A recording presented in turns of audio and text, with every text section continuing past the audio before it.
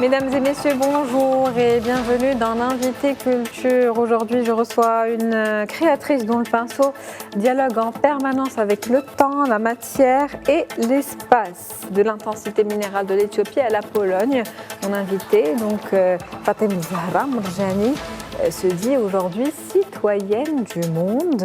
Dans ses toiles, elle interroge la mémoire et la transmission, tout en plaçant toujours l'humain et l'essentiel au centre de sa quête. C'est un plaisir de vous avoir avec moi aujourd'hui, Madame Morjani. Merci beaucoup. Merci. Plaisir pour moi. Merci d'avoir accepté cette invitation. On va essayer de vous découvrir d'abord en tant qu'artiste, revenir un petit peu sur votre parcours et comprendre quelle conception vous avez aujourd'hui du monde et quel regard vous portez sur le monde actuel. Alors, on va commencer par revenir un petit peu sur votre parcours. Est-ce que vous pouvez nous parler de vos premiers pas jusqu'à aujourd'hui? En fait, à la base, je suis architecte de formation. J'ai travaillé plusieurs années en tant qu'architecte. Et puis, j'ai décidé d'exposer la première fois, c'était à Varsovie. Donc, après plusieurs années de pratique personnelle. Et puis, je suis rentrée au Maroc en 2013 pour démarrer une carrière au Maroc d'artiste plasticienne. Mmh. En tout cas, vous avez un travail qui est aujourd'hui assez conceptuel. Vous essayez de garder une trace, de transmettre. Est-ce que ça vient de cette structure architecturale, c'est cette première voie que vous avez suivie peut-être? Certainement, c'est-à-dire une fois qu'on est architecte, on ne perd pas certains réflexes, notamment de gestion de l'espace, de vision dans l'espace, tout à fait. Et en fait, oui, je pense qu'il reste des choses, même quand on se reconvertit. Mmh. Vous avez en tout cas pas mal voyagé dans le monde. Est-ce que ça a nourri un petit peu votre imaginaire et votre créativité également? En fait, les voyages, ça ouvre surtout l'esprit par rapport à tout ce que le cerveau humain peut concevoir. Mmh. Il y a des choses, quand on reste immobile, on reste avec ce qu'on connaît, et donc le fait de se déplacer, de voyager, nous permet d'élargir nos horizons, et notamment conceptuels. Mmh. Vous travaillez aujourd'hui sur les plantes. Est-ce que vous pouvez nous expliquer un petit peu Alors en fait, je considère les plantes comme des témoins de ce qu'ont vécu les hommes. Ma plante préférée, par exemple, est la fougère. Elle existe depuis des centaines de millions d'années. Elle a assisté à tout ce que nous avons vécu en tant qu'humanité. Et donc les plantes, pour moi, gardent un peu ce qu'on a vécu. Donc ce sont des archives vivantes de la civilisation. Alors j'essaye, à travers ma pratique, j'essaye de garder, de fixer ce qu'elles ont traversé, en fait. Et pour moi, ce sont des témoins, des archives, et c'est comme une métaphore de ce qu'on a vécu nous-mêmes. Est-ce que c'est une manière aussi de les maintenir en vie plus longtemps, peut-être? Oui, dans le sens, en tout cas, de l'idée qu'on se fait des plantes. Parce que, vous savez, il y a une petite expérience. Si vous entrez dans une pièce et que vous avez, par exemple, un animal et un humain, et une plante dans un coin, vous allez remarquer l'animal et l'humain, mais vous n'allez pas voir la plante. Donc, les scientifiques appellent ça la cécité botanique, le fait de ne pas voir les plantes ou de les considérer comme un décor. Et ce que je fais, c'est que j'oblige un peu le visiteur, le regardeur, à s'arrêter au moins 1 minute sur la plante. Et ça fait réfléchir sur le vivant, en général. Donc ça fait évoluer l'esprit vers plus d'acceptation de ce qui est vivant. Et qu'est-ce que ça représente pour vous, les plantes, aujourd'hui?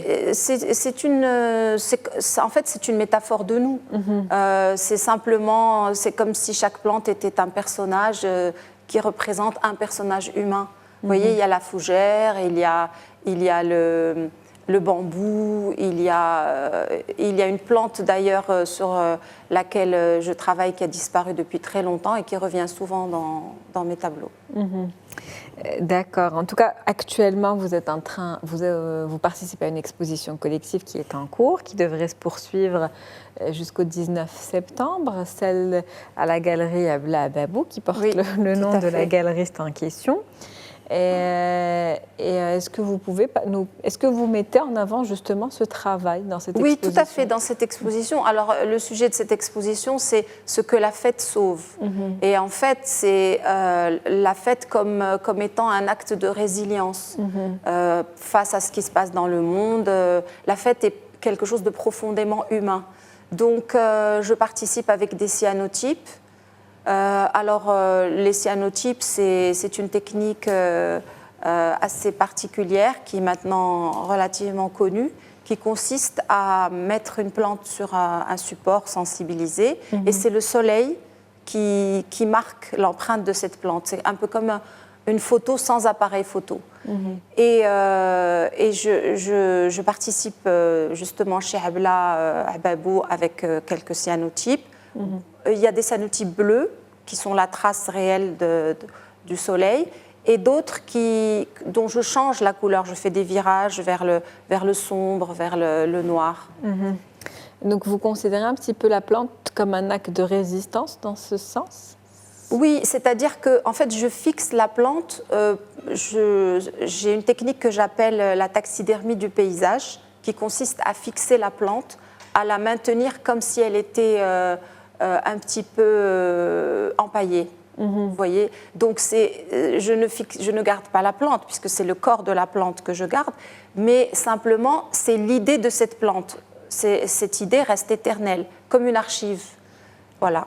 J'imagine que pour pouvoir travailler, utiliser ces pratiques, il faut quand même pas mal de documentation, de recherche, avoir une certaine connaissance. Oui, notamment en botanique. Je m'intéresse beaucoup à la botanique et c'est vrai que avant de travailler sur une plante, je me documente au maximum pour savoir à quoi elle correspond et où elle a existé, son histoire, etc. Vous exposez également à l'étranger en ce moment, à la Fondation... oui, à la Fondation Blacher, à Beaunieu, c'est dans le sud de la France. C'est une exposition bleue? Oui, c'est une exposition collective d'artistes africains sur le thème du bleu. Et donc, je participe avec des cyanotypes. Et justement, en tant qu'artiste, quand vous travaillez, j'imagine que vous utilisez souvent, vous l'avez dit, la lumière, le soleil. Tout à fait. Est-ce que vous avez des couleurs qui sont souvent dominantes ou qu'on retrouve très souvent dans vos toiles, on va dire, ou dans vos œuvres? En fait, je travaille beaucoup avec les couleurs un peu qui ne sont pas naturelles, justement. C'est une façon de contrer l'idée un peu simple de la couleur de la plante.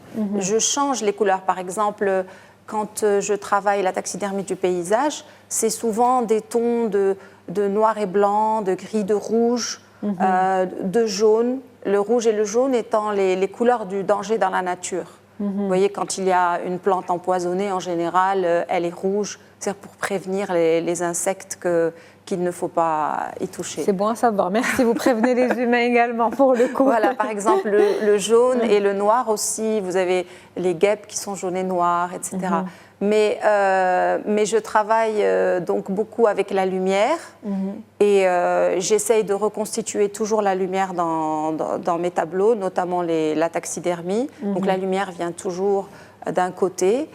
Et c'est souvent noir et blanc, bleu. Bleu parce que le cyanotype est bleu. Ce n'est pas un choix esthétique, mais c'est simplement la technique qui l'impose. D'accord. Et vous venez de revenir d'une résidence artistique en Belgique également. Oui, tout à fait. Parlez-nous un petit peu de cette expérience. Alors, en fait, c'était une résidence artistique d'un mois à la Fondation Picmol, dans laquelle j'ai travaillé sur... en fait, j'ai fait une exposition qui s'appelle « Sous les pavés ». J'ai travaillé sur les plantes qui poussent sous les pavés de Bruxelles ou entre les pavés, qui parfois font éclater les pavés, justement. Et en fait, ce sont des plantes sauvages qui sont comme une métaphore des graines de la colonisation. En fait, c'est ce qui reste, c'est ce qui n'est pas reconnu, qui essaie de remonter à la surface. Donc c'était le sujet de cette résidence à Bruxelles. Et puis, il nous reste encore quelques minutes, 2 à 3 minutes, et j'aimerais qu'on se concentre sur les projets sur lesquels vous travaillez actuellement. Une exposition prochaine attendue à la Galerie Charte. Oui. Alors pour les projets qui arrivent, j'ai une exposition qui se tiendra, Inch'Allah, fin septembre à la Galerie Charte. Ce sera dans la continuité de mes travaux actuels. Voilà, et vous êtes cordialement invités au vernissage. En tout cas, un travail qui a commencé il y a 2 ans. Oui, c'est un travail qui a commencé il y a 2 ans et qui est une continuité. D'accord, donc en tout cas, on a hâte de découvrir tout ça. Merci. Vous nous avez mis l'eau à la bouche. Bon, c'est un espèce de petit teaser, on n'a pas encore d'idée sur la thématique ni la date exacte, mais on sait que c'est fin septembre. Fin septembre, et à la Galerie Charte. À la Galerie Charte, c'est déjà pas mal de précisions. Si on devait un petit peu revenir, pas en arrière, mais conclure un petit peu, ou si on devait définir un petit peu votre style en tant qu'artiste, ou est-ce qu'on peut vous mettre dans une case, tout simplement, aujourd'hui? En fait, je me considère comme artiste conceptuelle parce que je travaille sur différents médiums. En fait, je suis artiste peintre et je fais des cyanotypes, mais je conçois aussi des installations. Je fais aussi des sculptures. Donc en fait, des photos, de la photographie. Donc en fait, c'est plutôt l'artiste plasticienne, conceptuelle qui reste. Voilà. Et puis cette utilisation de médiums, enfin de plusieurs médiums, plusieurs fait que vous êtes aussi assez polyvalente finalement. Oui, je pense que ma formation d'architecte aussi le permet. Et je préfère aussi les installations parce que elles se déploient dans l'espace. Et donc ça me fait ramener à ma formation. Et puis aussi, ça personnifie un petit peu l'œuvre en question. On sent vraiment sa présence, comme vous le disiez tout à l'heure quand vous parliez des plantes qui échappent au regard. Ces installations, finalement, elles sont là et on les voit. Oui, elles occupent l'espace et surtout quand elles sont monumentales, c'est encore plus intéressant. Merci à vous, Fatem Zahra Merjani. C'était un plaisir de vous avoir comme invité aujourd'hui. Merci de découvrir un petit peu votre art. On a hâte de voir un petit peu vos œuvres, celles qui sont liées aux plantes en tout cas. Merci. Merci à vous. C'est la fin de l'invité culture pour aujourd'hui. Très bonne journée.